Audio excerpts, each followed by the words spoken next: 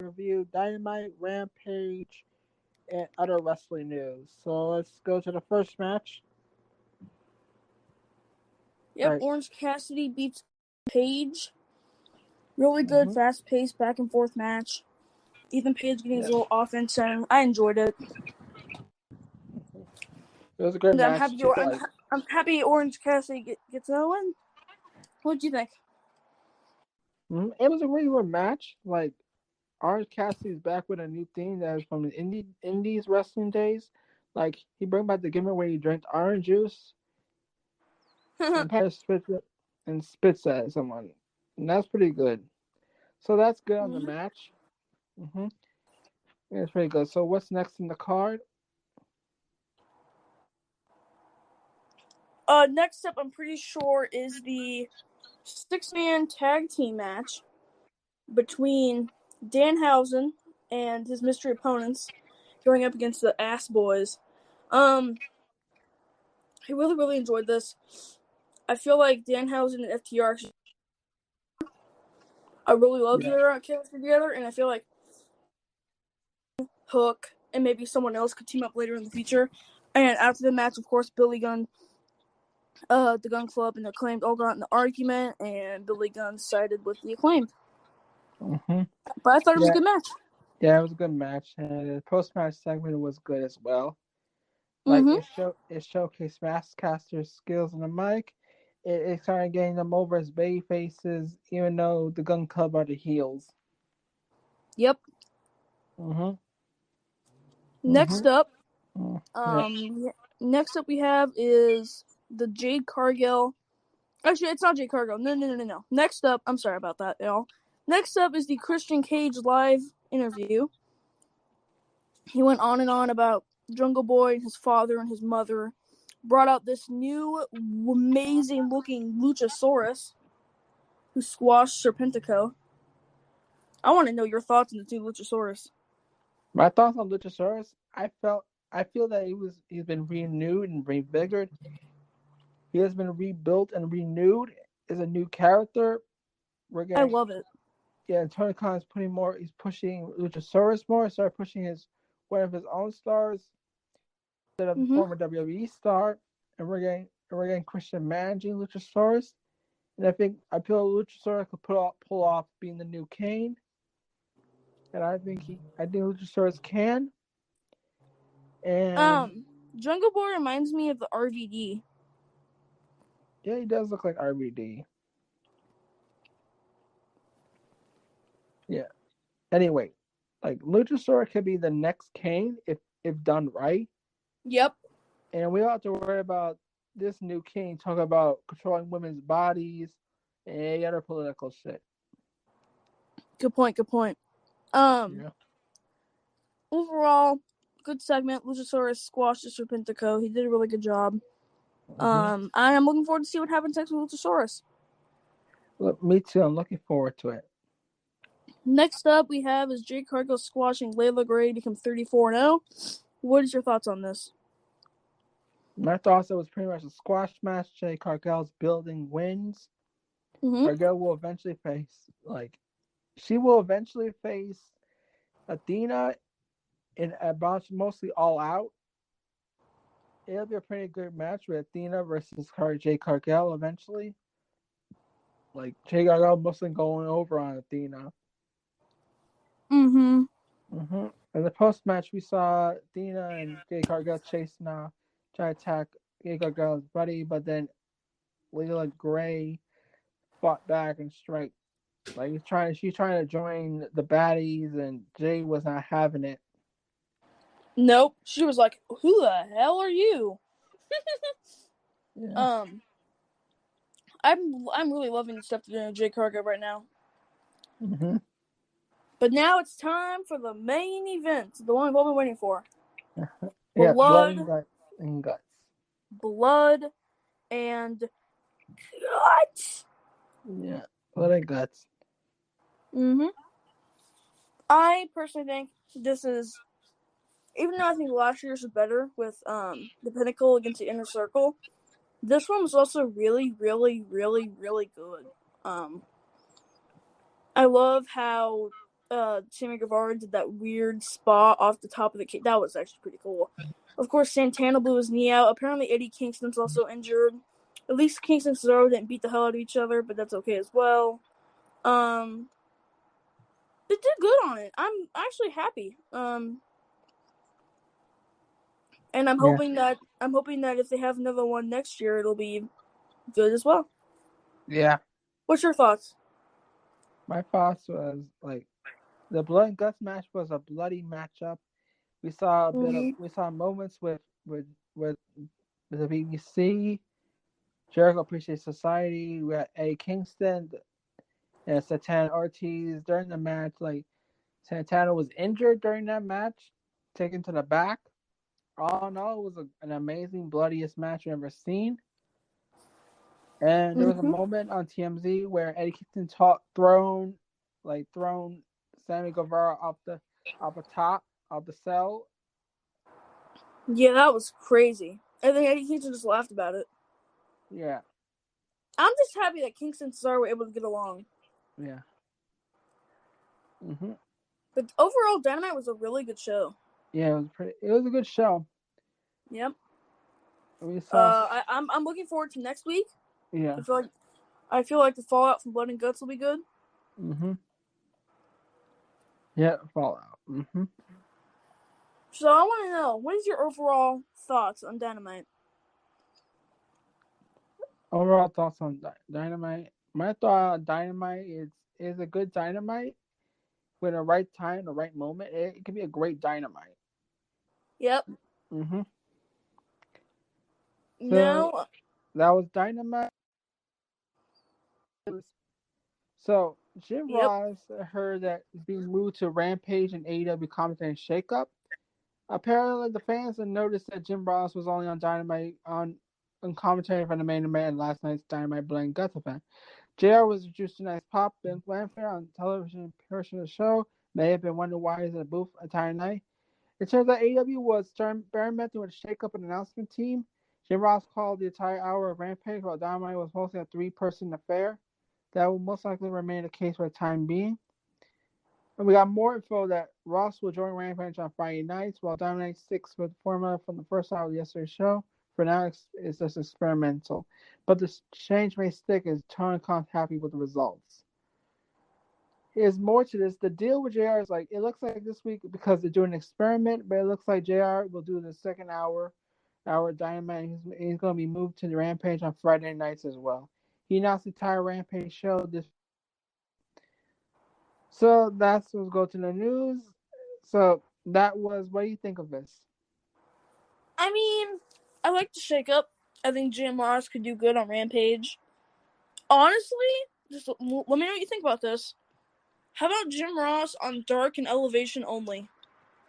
Yeah. Yeah, I feel like he could do good there. But he did really good commentating the Blood and Guts last night, so it was good. And I'm glad they're switching it around a little bit. All right, here's the news with Logan Paul officially signs with WWE. Let me get to the news. Okay, Logan Paul has established himself one of the most decorated celebrities in the age of internet.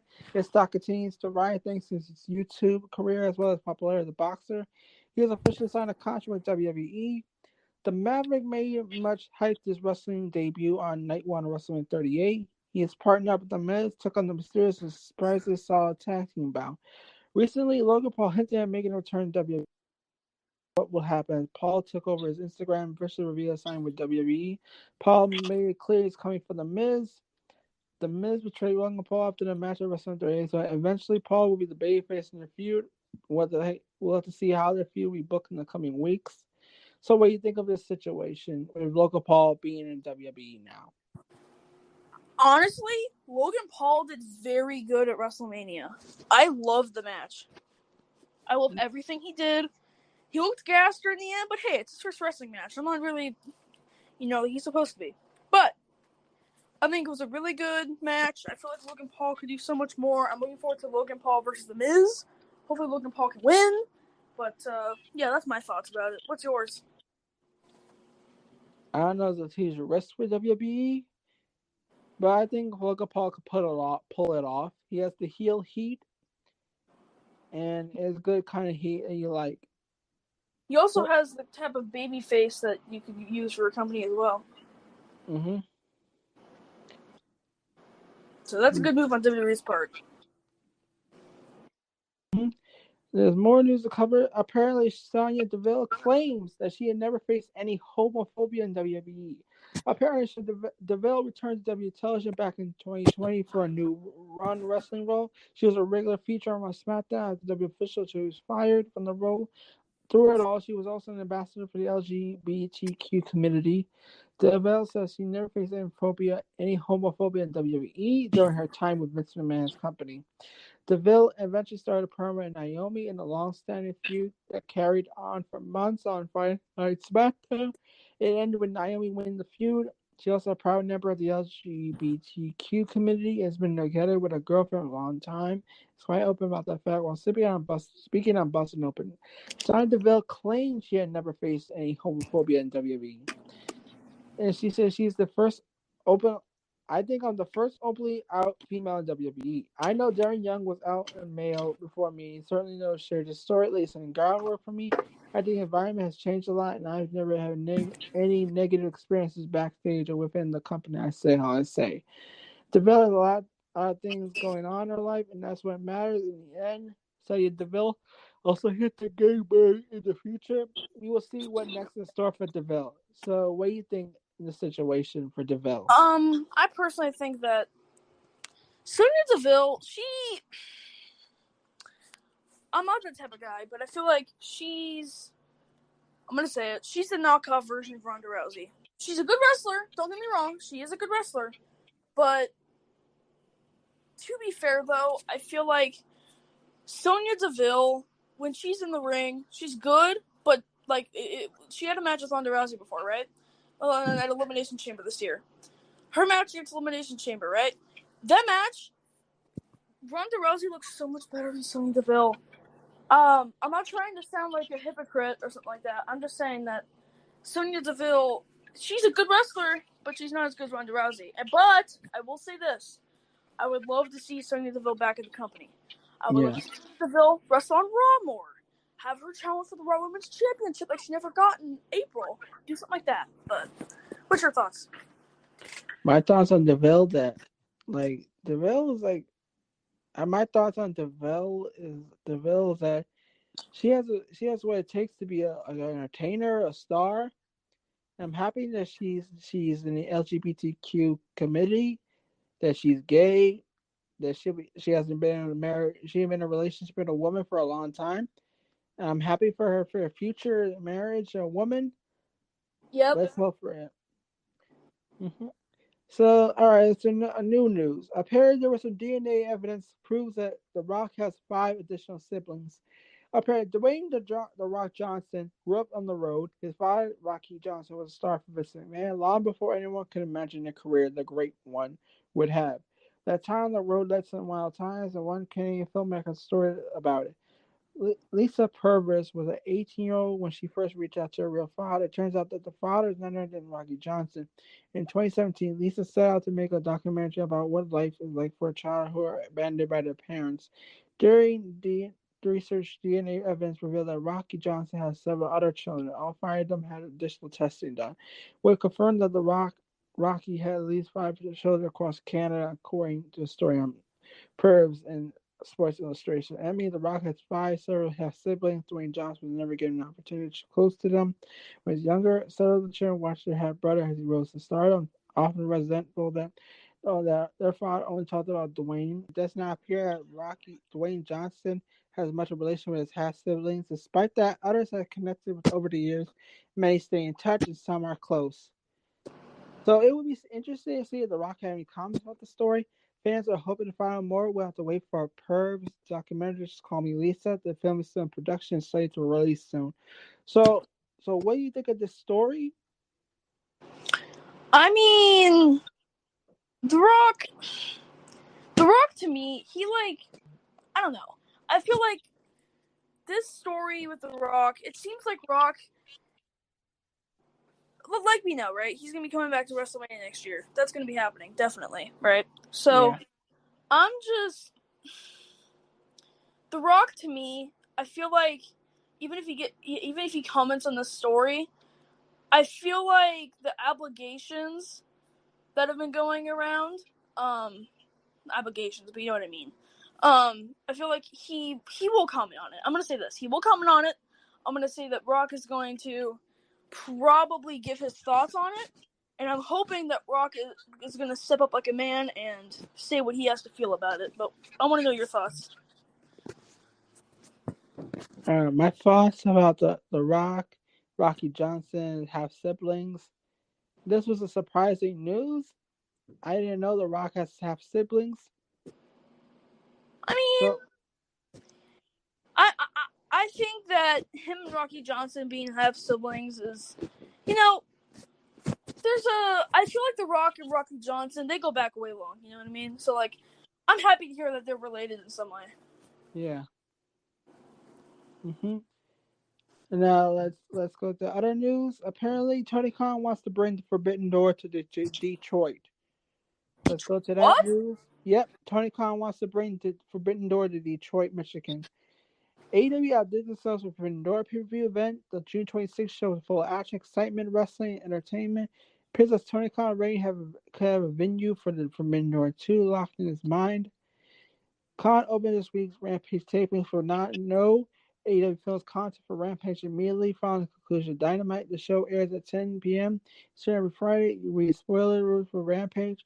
Khan tells us crowd Lucy is arena in Detroit, Michigan. He wants to bring Forbidden Door to the Detroit. The inaugural Forbidden Door pay-per-view, and it took place at the United Center in Chicago, Illinois. The New Japan president Takamami Obari has previously revealed his intention of bringing Forbidden Door to Japan. Obari said he could see the event concluding with the New Japan 50th anniversary celebrations. What do you think of this story? I'm actually looking forward to Forbidden Door being in Detroit. I feel like they could do pretty good in there. Detroit has some arenas that Forbidden Door could, be a part of. And I'm really looking forward to it because, like, I going in right, I didn't really want it to only be in Chicago. I feel like they needed to expand to other places as well. So I'm happy they're going to Detroit as well. But what's your thoughts? My thoughts, I think it's a good idea. Like I think they're gonna do like 2 nights of Forbidden Door. Night one could be in Japan, and night two, like next week, they could do it to Detroit for next Sunday or Saturday. Yep. All right, here's one more news here's another news. Maria Canales spoke to Tony Khan about ROH's women's division booking. Apparently, Ring of Honor went on a hiatus last year for making comeback with a Supercard of Honor pay-per-view on event on April 1st, 2022. For those not know, ROH is currently owned by AEW President Tony Khan. ROH has solid women's division promotion desired to shut it doors. WWE superstar Roxanne Perez was first ever women's ROH women's champion. Khan's planning to revive the women's division. Sean spoke from the brand at Baywall that Impact Wrestling's Maria Canales had a very good conversation with AEW head honcho regarding ROH's women's division. Tony Khan and Maria Canales had their talk. Grapsodi's Will Washington spoke to Tony Khan following Ring of Honor's Supercar Scrum that noted that Maria has mentioned hoping to talk to Tony Khan's division booking. Khan said he was open to conversation and were told it would take place. Maria told Fightful she and Tony Khan had a very good for a 45-minute conversation. She believes they'll likely have another talk when Ring of Honor makes its re-debut. Side that she talks about helping out the division. She doesn't speak out of the town, but she doesn't think the nature of a pack deal would be affected by that. Maria speaks to Fightful that she's happy in Impact, loves how career has been so far, and a few months reigning on her current deal. Mira will be at the Women's Wrestling Army July 8 and 9 Chicago. RH will be holding Death for Dishonor in Lowell, Massachusetts on July 23rd. The promotion has yet to reveal the lineup of the show. So, what do you take on this story? I mean, what's your take on this story? I'll start. Like Maria. My co-host is gonna be back for a bit. He has a breakfast, But here's his thoughts on the Ring of Honor women's thing. Apparently, that Ring of Honor women's division needs to be ran by a woman who knows about it and has history. That is his thoughts. That's what he has to say about the Ring of Honor women's division. He will be back for the Rampage review and the other news. So, By the way, let's start Rampage, shall we? yeah, okay.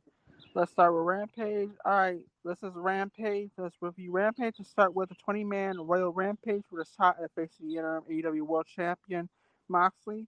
We got red ring participants in order: Powerhouse Hobbs, Hangman Page, Ricky Starks, John Silver, Roosh, Penta Oscuro, Keith Lee, Dustin Rose, Dante Martin, Brody King.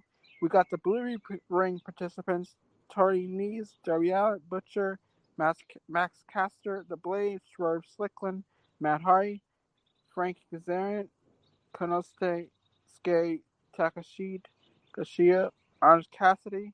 And we had the final two participants. That was Darby Allin and Brody King. Darby tries to bite the fingers of Brody to set up himself for pushing Brody off the ring. It didn't work as Brody fights over the sledgehammer strikes. Brody puts Darby a sleeper hold and lifts him up without letting him go to the outside of the ring. Darby instantly passes out and almost in a hanging position with Brody chokehold as Brody lets him go to win the Royal Rampage battle. So, what do you think of this match? I love the idea of a Royal Rampage. If you're using if you're using two rings for blood and guts, I feel like a Royal Rampage works very well in this environment. So I feel like when the next time they do a blood and guts, they should definitely have another Royal Rampage. I personally think that Brody King is a good winner to do. You need someone to have a first match with Jon Moxley. Obviously, he's going to lose, but still, it's still good because Jon Moxley, he needed a first opponent. I'm honestly all for Jon Moxley versus Brody King. I'm honestly all for Jon Moxley versus Malachi Black in the future, maybe. But I'm looking forward to Dynamite to see Jon Moxley versus Brody King. Yeah, my biggest complaint is that the picture break, there was a serious buzzkill. This is for a shot at the AEW World Championship. Let's make at least the first 30 minutes commercial free, but that's just me. So as the decorator of a champion Matt Hardy has been, why have been eliminated so early? Honestly, not a fan at all. Oh, wow. All right. Yeah. All right, here's Alex Marvez trying to Hook, who was reading no comments as he really enjoyed his Doritos. Alex want to know what next for Hook, as Hook remains silent. Alex suggests to Hook that maybe Hook is a go with a flow type person.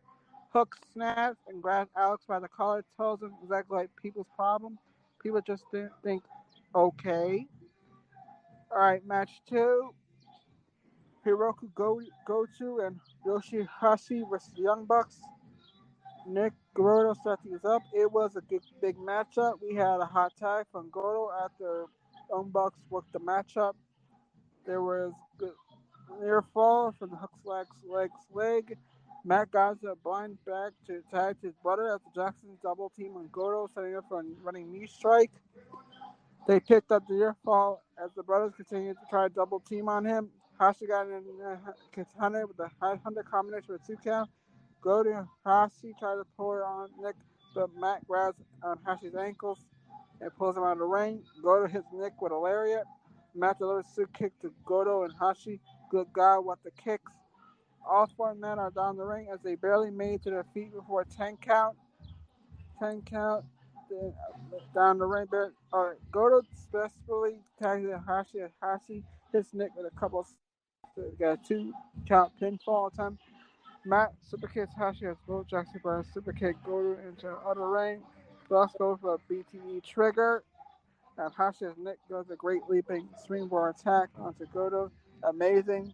Nick follows up by running back to the other ring. At least on the top rope, both her rings were melted driver and this one. So the match. I personally love the match. I love that they kept Goto and Yoshihashi in the States for this match. Of course, because they won that match from Brian against Aaron Solo and QT Marshall, they got a shot against the AEW Tag Team Champions. I thought it was okay. I thought that this match have really great chemistry together. And of course, the Young Bucks are the Young Bucks, so So I'm happy with the Young Bucks winning. I'm looking Yeah, forward to seeing what the Young Bucks have next in store. yeah. And honestly, like the Young Bucks match was pretty good. Yeah, like they was like reminds me how the Bucks were good in New Japan. They were simply the best in tag teams. I, Yep. I just need them to be more consistent, like in this match. But anyway, let's go to the spot. Let's go to the straight there. John Gresham talks about taking on Tully Blanchard, two of Tully's best men in a tag match next week's Rampage. Gresham's upset at Cesaro, Dance, and a few others being called the best that he considers himself the best. He's chased after greatness for 17 years now. He's demanding to get respect. He's hoping at the next week's conservation, including him to start. So that's mostly for next week. It's gonna be Gresham and his partner Lee taking on two of Tully Blanchard's men. The They're Gates of prob- Agony. they're probably gonna do the tag team that Tully Blanchard has because I really think they're setting up Jonathan Gresham and Brian Cage for the Ring of Honor title. So I don't expect Brian Cage to be in this match. Yeah. All right, we go to match 3. Tony Stark versus Nyla Rose. Maria Shifter is at ringside in the corner of Nyla as she looks on Tony Storm. This was a great string for a match. Nyla putting the perks on Storm. Storm fighting back. We had like Nyla continuing. It just kicked on Storm. They got another near fall. Process that Nyla ripped a piece of a turnbuckle and went flying across the ring. Now Charlie looking for a nice diving knee drop as he misses. Setting up Storm for Patrick with a German suplex. Sheffer trying to interfere one more time, but got the boot to the face of Storm as she set up Nyla for the pendulum DDT for the victory. So, what do you think of this women's match? The match was okay. They had the sloppy moments. Because Nyla Rose, let's be honest, she hasn't been on TV in a little bit. She's probably getting a little bit of rerun staying on dark. But I personally think that Nyla Rose, she's becoming a better wrestler than she was in 2018. And Yeah. I love Toni Storm. I'm loving this new team of oh god, what's it called? Thunderstorm is it called? I Yes. love that. But I enjoyed this main event a lot. I think they booked the Rampage very well. And yeah, I'm excited for next week's tag team matches. Yeah. All What are right. your thoughts? Yeah, my thoughts that this tag team match next week's on Rampage. I mean Dynamite. It will be a good tag team match. I cannot wait. I would love it. Exactly. Yeah. All right. So now next up is other news. What do you have in store? Well, next up, let's see. No, that was the main event. Tony Storm versus Nyla Rose. Yeah. Let's get to other news. What do you have in store for other news today? Oh, the other news, right? Let me look up the other news. Excuse me. I'm gonna look up the other news. Let me get you. Be a quick sec. Oh, you're good. You're good. I'm using the Kindle thing to help me find my news. Let's talk about Miro feels it's a no-brainer for Lana to join AEW. Okay, let's go more on that. Lana only manages to stay in the spotlight long after her release from WWE. In the end, she was released because of a look at her contract. Miro also believes that Lana going to AEW is a certain since her release.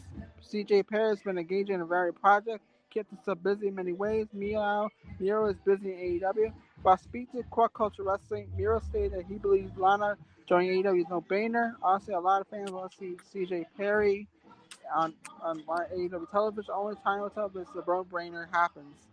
I know it always works, but in my mind, the Redeemer's mind, his life is always there. So it's no brainer for my gorgeous wife to join my team eventually. We waited to see when Lana ends up joining her husband AEW. Fans will certainly love to see her match with Miro as well.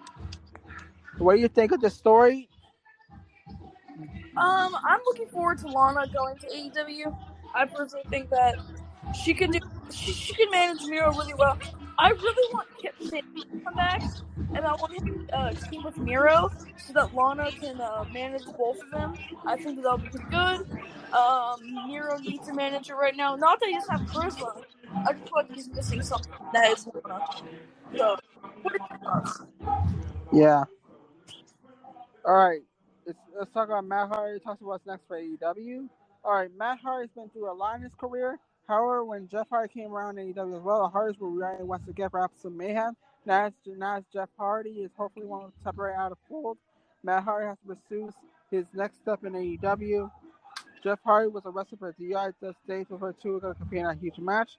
For schedule, the Hardys were going to be in a tag team ladder match at Road Rager. Since the AEW tag belts were on the line, it's a big opportunity missed. Hardy apparently realized, talked about it in the latest episode of being the Elite. The star referenced multiple instances where he was a successful Pat, but something bad happens. He thought of how it's fine to see that they're on the right track to cement the legacy of the DUI happened. I'll put that on Jeff. I'll blame Jeff for that. I look in the mirror, I go, I'm the one that keeps bringing legacy proving ourselves one of the greatest tag teams ever. Nate's telling me one thing I can say with clarity that not AEW World Tag broken, but not broken in the fun, practical way. Not at all broken. Why give a shit about anything anymore? Brad took the extreme AgostoAllElite Podcast, talked about what in store for him next. He spoke a great deal about his brother. He said his health and well-being comes before wrestling. He said he could make directions in the ring and use his real life as a jumping point. So what? Oh yeah, and my heart says he doesn't put any Jeff on blame again. He acknowledges that he wanted to keep trying to get Tri-Party to the fold with a legacy as a section. So it's something that nobody can take from them, despite their character alive. So what do you think of this story? For what's next with Jeff Hardy, I personally think that Jeff Hardy, here's what's gonna happen. If Jeff Hardy doesn't get through rehab and still is the same way he is before, Jeff Hardy's done. He cannot wrestle anymore. If Jeff Hardy goes through rehab, gets completely sober, clean, does everything he needs to do, gets back in the ring, very nicely in the ring again, not sloppy as hell, I could see Jeff Hardy staying in AEW for a little while. I could see Jeff Hardy wrestling for another 3 to 5 years in AEW. But he needs to get rehab, do what he needs to do, sobered up, and finally do what Matt and his whole family wants him to do, which is to get better. So, what are your thoughts on the story? All right, yeah. So all right, Kenny Omega confirms publisher for AEW Fight Forever. AEW came in later, time to sign up to WWE. Company is specifically competitor to WWE, even the offers differ. However, WWE has a huge history of PC and custom games, which the fans enjoy greatly. The Tony Khan led promotion venture into the world of gaming for a while. The upcoming video game AEW Fight Forever is a massive step forward in direction. AEW Superstar Kenny Omega looks who the publisher in the game is going to be. THQ Nordic, who has been a massive 25-year history of developing pro wrestling games for WCW and WWE, is publishing starts on the AEW game. Omega appeared in the CEO Gaming Twitch channel to reveal the publisher for the game. The THQ Journey and publishing wrestling games started in 1997 WWE vs. the World. The company did 4 more games after the original PS games. THQ started publishing wrestling games WWE in 1989, kept it up until 2014 when the company came under significant stress and fell apart. Nordic Games acquired the THQ trademark in August 2016. The company renamed THQ Nordic and it keeps its standard operations up. So, what do you take on this story? About Fight Forever, I personally think that if you've looked at the current leaks of Fight Forever, you can tell it's gonna be a good game. Like, I am looking forward to having it. But I personally think that AEW, if they're like singles record, they have to put all that stuff up. You know how AEW is, they put the rankings, the records, all that stuff. It's gonna take a while to fix all the bugs, all that in the game. But I'm really looking forward to Fight Forever and to see what is next for AEW in video game history. Yeah. Those are my thoughts. Yeah. Mm-hmm. So, alright. Do you have any other news for us? Let me check. Let's see. It's more. Okay. Oh yeah, AEW issues playbook to talent that includes wellness policies. Apparently, pro wrestling is a risky and dangerous sport, as anyone could get injured at any time. As such, every pro wrestling promotion has some set of wellness policies at their facilities. Details for AEW wellness policy have been revealed as well. Jeff Hardy's example how there's a great need for proper wellness policies, especially after the most recent DUI arrest. It was the third arrest in a decade as well. According to the Wrestling Observer newsletter, AEW has a talent book playbook that's given to all wrestlers. The document contains information on number of policies, including drug policy and drug protocol. AEW has a talent book distribution to everyone, who includes information on company drug policy, protocol, hydration, other items. They also have a mental health resource available to the staff and have done training on physicians, hydration, and maintain mental and physical health. The Hardy's already entered the alcohol treatment as well. Tony Khan stated that Hardy's on his last chance in AEW. We hope for his sake that no one else around Hardy properly recovers. What do you think of this story? With the wellness policies, AEW, I'm glad they started wellness policy because let's be honest. If Jeff Hardy didn't get that DUI arrest, I don't think that he would have been caught in the wellness policy. Let's just be honest here. That's just personally me though. I think that the wellness policy, every company needs it. Every company needs this wellness policy. I'm really looking forward to seeing, what happens. I really love the fact that, let's say WWE, even though they have a wellness policy, it's only a very important wellness policy. You know what I mean? Like, they don't do wellness policies for marijuana anymore, stuff like that. But I think that wellness policy is really needed. But what are your thoughts? My thoughts on this whole policy thing is, well, I think it's a good thing for the policy because it reduces the chance of alcoholism, DUIs, and drug addiction, and no more steroid abuse. It solves that problem. I don't know if we talked about this already, but another thing I wanted to talk about is Logan Paul signing with the WWE. Yeah. Logan Paul signing with the part-time stuff in the WWE, and I'm very much looking forward to it. So what are your thoughts on Logan Paul signing with WWE? Logan Paul signing with WWE is actually a good decision. They're an entertainment company, and Logan Paul is an entertainer. He's on YouTube and everywhere, so it's no brainer. They're perfect for each other. And what I'm afraid of is they're gonna start using him more often and start putting wrestlers in catering. That's what I fear. But I'm just uncertain with WWE because we're seeing most of the wrestlers in catering. You're right about that one. Yeah. So, do you have any other news today, or should we call it an episode? I got one more. It's about Jeff Hardy pleading not guilty in DUI case. Oh, We already talked about it. There's more to this. We all know Hardy figure. He has reached out to Hardy. Hardy recently played his plea on DUI case in Florida. As reported from PIU Insider, the former WWE star entered a plea and not guilty. The plea was filed on June 28th. The star is going to go get wrangled in court on July 5th at 2:30 p.m. He was arrested on June 13th. This was their DUI offense. Hardy is also charged with being behind the wheels while possessing a suspended, canceled, revoked license. The primary charge is a felony under Florida punishable law up to 5 years imprisonment. Should Hardy be convicted, if he gets five, he'll be about to get 5 years in prison. The others will fall other minor misdemeanors. Hardy's been out on $3,500 bailout. Hardy's a lot to sort out. He has gotten into a rehabilitation facility on June 21st. He got a new chance at AEW to reinvent himself. How to turn his future in AEW depend on his completing his term in rehab. However, his not guilty plea might mean that Stark could come clear without any severe. So, what do you think of this story, and how you and do you believe Hardy should receive the 5-year sentence in prison? Jeff Hardy needs to plead guilty. Face it, Jeff. You need help, and you need help now. You need to stop this.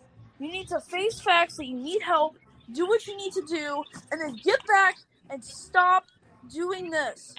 I'm sorry, I kind of went a little rant there because I do think that with this whole story, I'm scared that Jeff Hardy is just never going to plead guilty. He's just always going to say he's not guilty. It's going to end up bad for him. But yeah, all I'm going to say for you, Jeff Hardy, is if you're listening to this, please just stop. Just stop. Yeah, pretty much. Yeah, That's pretty much all I got to say. Yeah. Honestly, Jeff Hardy should serve the 5 years, but that means his AEW contract will be terminated. So that's the negative on the idea of him serving 5 years in prison. But it has to be done. Yep. So this is about it. Thank you. This is it. Thank you all. This is AgostoAllElite Podcast. Thank you for having me on the show. Yep. My co-host. We'll see y'all next Saturday. Yep. We'll see y'all next time. All right. So see y'all later. Yeah, next week. Bye. Bye.